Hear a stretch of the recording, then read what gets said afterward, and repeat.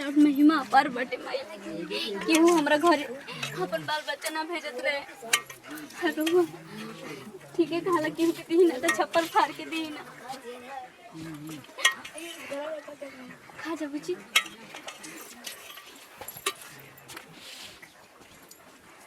खा जा।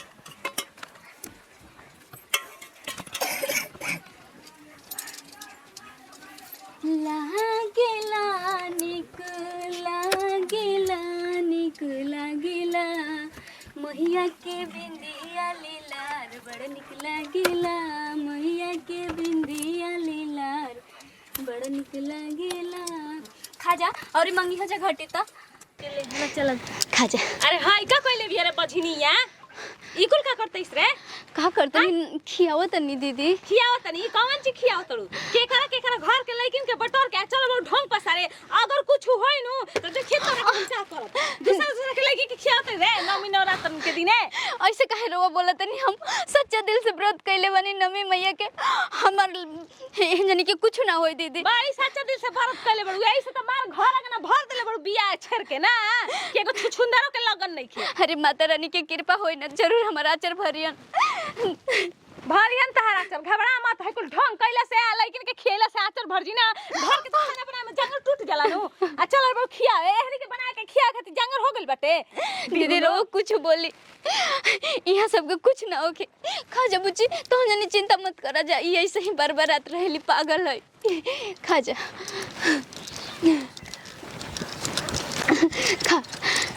अरे दी बुच्ची पुड़ी दे देता नहीं। अरे अरे ये का हो गया बुच्ची ये बुच्ची? अरे ये माता रानी सही में दीदी के मुंह के शराब लग गइल का? ये बुच्ची उठा जाना हमरा ऊपर कलंक सही में लागेगा। एक तो पहले ही के हम बाजबानी माई अरे रो हमरा ऊपर कितना कलंक लगाई माई। अरे हम के कहाँ से तो लेके आइली जक्की आवे खातिर हम खियाई नहीं। हाय का इगुल का हो गई आँख बंद कर देले बड़ी जमाई ऐसन काम मत करी हमरा के भले रोवा मार दे लेकिन गांव घर के बेटी ऐसन हमरा ऊपर ही कलंक मत लगाई माई।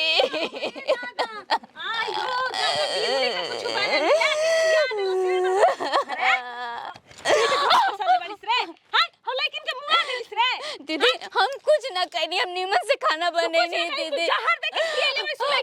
ऐसे मत बोली दीदी गांव भर का कही ना दीदी हमरे वो गोड़ पे गिरा तनी भाई हमरे घर के लोग कैसे कैसे बोला था भरी के लोग तो हमरे के लाते मार के मुआ दियन माई रो कुछ करी मैया।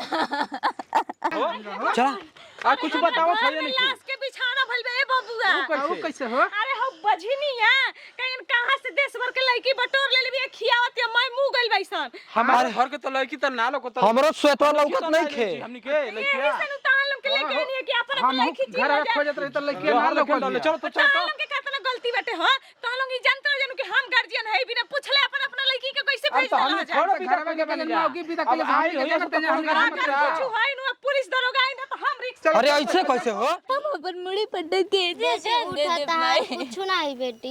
अरे माई माई रो आ गई नी ए माई रो जैसे जैसे कहानी वैसे वैसे हम कहनी सब करनी आँख बंद हो गई बा माई हम का करी? कुछ नहीं के भइल बेटी चल तू याद है बेटी फिर से का सच बोलता नहीं ना माई सब दुनिया के कलंक हमरे कपार पर बाटे।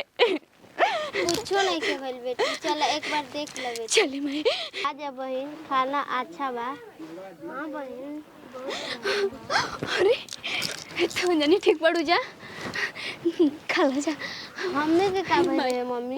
राउर तो महिमा अपरंपार बटे माई रो झलक में कुछ और दिखाई ना कुछ और कर दी ना मैया।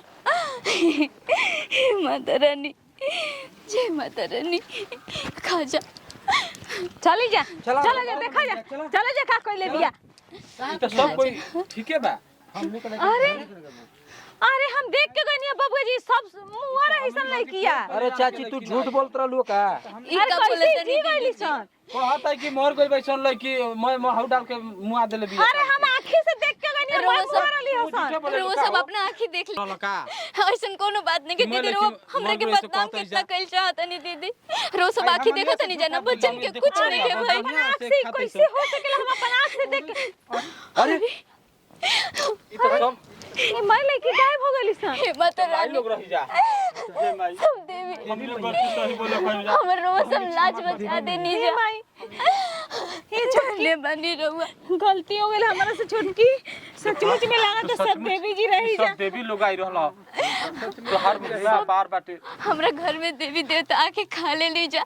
हमर अगना तो धन्य हो गए। जय माता दी। जय माता बोलो प्रेम से बोलो जय माता दी। जय माता दी। जय माता दी। प्रेम से माता दुर्गा माता की जय। चल जा। हमारे बहुत झूठ और सच में आगे ले जाके अरे हम अपन आंख से अरे देख के दीदी बनी हम। रो हमरे के कितना बदनाम करम दीदी। ऐसन कुछ नहीं के रोज सब आके देखत नहीं जनल बात लेके सब खाना खाते ही जा। चाची तू झूठ बोले लुका हो। अरे मैं लइकी कहां चल गई सन? भाई तो देवी लोग रह जा। हे देवी जय माता दी। हे दुर्गा माई रो हमर अगना के लाज रख देनी। माई लोग आई रहले जा। माफ कर दे छोटकी हमरो से गलती हो गइल हम ना समझ पैनी हम माई जी लोग के। अरे दीदी माफी मांगे के बाद तो माई से माफी मांगी हमरे से माफी मांगला से का मिली। हां माई अगर हमरा से कोनो गलती सही भइल हो त माफ कर दे माई। बोला बोला प्रेम से माता जय माता दी। जय माता जी। जय माता दी। दुर्गा माता की जय। देखो तो हर सफल बहुत बढ़िया पूरा भइल बा कि माता लोग सब तो हर दरबार में आके भैया हम बहुत खुश बानी आज। हां कनिया बहुत खुश बानी आज माता रानी हमरा अगना में आई नहीं। माई दरबार में आई रहली अरे ये ना झूठ सच में ताका मन का चलो कनिया हम चल कनिया आज के बाद ना हमनी के दोनों गोतनी मिल के पूजा करल जी। ठीक बा हर दीदी व्रत करल जी ना हमरो माई सब मनोकामना पूरा करिहन। काहे ना मनोकामना पूरा करिहन।